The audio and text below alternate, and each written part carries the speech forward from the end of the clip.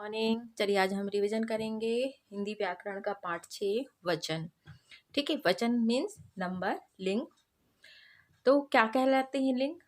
चलिए इसे हम रिवाइज करते हैं। लिंग वचन और कारक संज्ञा के क्या होते हैं? विकारक होते हैं। वचन का सही ज्ञान ना होने से क्या हो जाता है? भाषा में अशुद्धियां आ जाती हैं और भाषा की शुद्धता को बनाए रखने के लिए वचन का ज्ञान आवश्यक होता है। ठीक है, तो वचन हम किस लिए यूज करते हैं?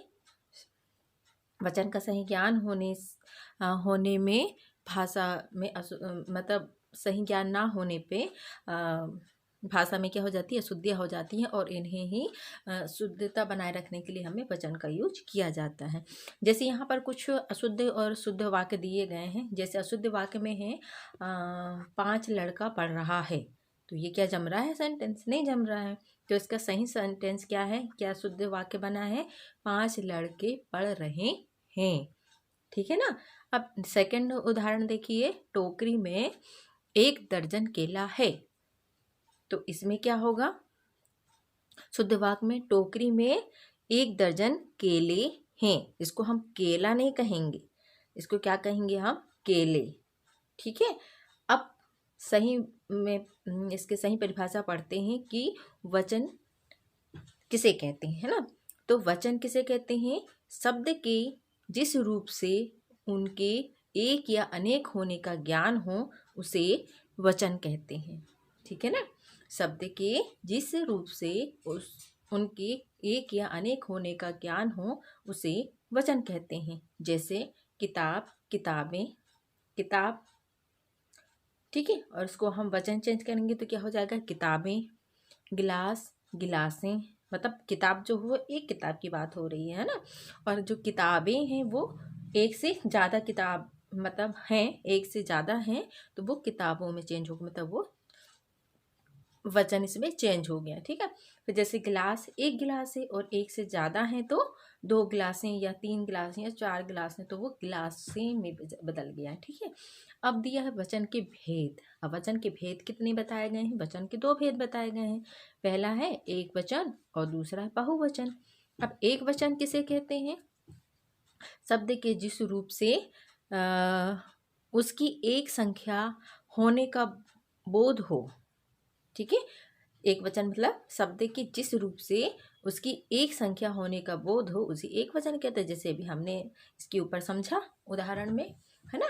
जैसे है लड़का, लड़की, लड़का का लड़की, वचन चेंज हो गया, है ना।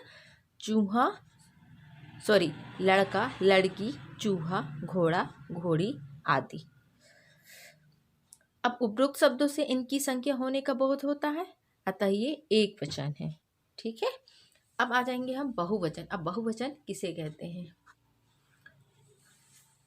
बहुवचन में शब्द के जिस रूप से उनके एक से अधिक होने का बोध हो उसे बहुवचन कहते हैं।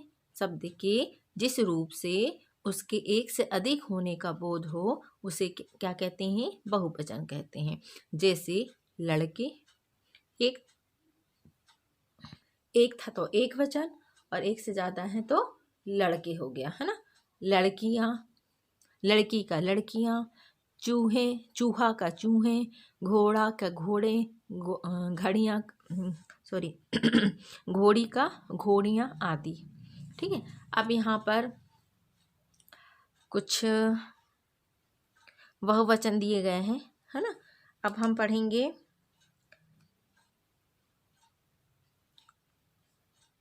जैसे यहाँ पर कुछ उदाहरण दिया हुआ है, इसे देखते हैं। आदर देने के लिए एक वचन शब्दों का प्रयोग बहुवचन की भांति किया जाता है। मतलब पिताजी अखबार पढ़ रहे हैं जो क्या है ये? आप कहाँ जा रहे हैं? ऊपर पिताजी, आप एक वचन है, मतलब पिताजी क्या है और आप, दो वाक्य दिए हुए हैं, यहाँ पर 2 सेंटेंस दिए हुए हैं। तो पहला है पिताजी और दूसरा है आप। पहला है पिताजी और दूसरा है आप। ये क्या है? एक वचन है, मतलब पिताजी तो एक ही होते हैं और आप मतलब एक की बात की जा रही है, तो ये एक वचन है ना। किंतु उसके साथ बहुवचन की क्रियाओं का प्रयोग हुआ है, जैसे उनके प्रति आदर प्रकट करने के लिए किया जाता है। फिर है नेक्स्ट, लोग, केस, आंसू, दर्शन, प्राण, हस्ताक्षर, दर्शक आदि शब्दों का प्रयोग सदैव बहुवचन में किया जाता है। लोग मतलब ये लोग हैं, मतलब कितने, एक से ज़्यादा लोग हैं। केस, एक से ज़्यादा केस होते हैं, एक एक थोड़ा ना होता है, बहुत सारे केस होते हैं। आंसू, एक आंसू थोड़ा ना निकलता है, लगातार आंसू निकले जाते हैं। फिर दर्शन, दर्शन बहुत सारे लोग करते हैं। प्राण, है ना। फिर है हस्ताक्षर, दर्शक, ये सब क्या है, बहुवचन में आते हैं। फिर है नेक्स्ट, देखते हैं उदाहरण। क्रोध, क्षमा, प्रेम, जल, पानी, दूध, घी, दही, वर्षा, सत्य आदि शब्दों का प्रयोग सदैव एक वचन में होता है। क्रोध, क्षमा, प्रेम, जल, पानी, दूध, घी, दही, वर्षा, सत्य आदि शब्दों का प्रयोग सदैव एक वचन में होता है। ठीक है। अब यहाँ पर है, कभी कभी क्रियाओं को देखकर वचन का बोध होता है। जैसे एक वचन, बंदर पेड़ पर बैठा है। बैठे होता तो बहुत सारे हो जाते हैं ना, तो यहाँ पर बैठा जो है वो एक वचन है। बंदर पेड़ पर बैठे हैं, ये बैठे आ गए तो ये बहुवचन में हो गया। मोर नाच रहा है, एक मोर नाच रहा है। मोर नाच रहे हैं तो ये बहुवचन में चेंज हो गया, है ना। तो आज हमने इस लेसन में पढ़ा है, रिवीजन किया कि एक वचन के बारे में, वचन कितने होते हैं और उन कौन कौन से एक वचन में आते हैं और कौन कौन से शब्द जो होते हैं वो बहुवचन में आते हैं। ठीक है। अब आप लोगों के लिए होमवर्क है कि आप ये एक वचन से बहुवचन बनाने वाले जो नियम हैं उन्हें आप अच्छे से रिवाइज करेंगे। ओके।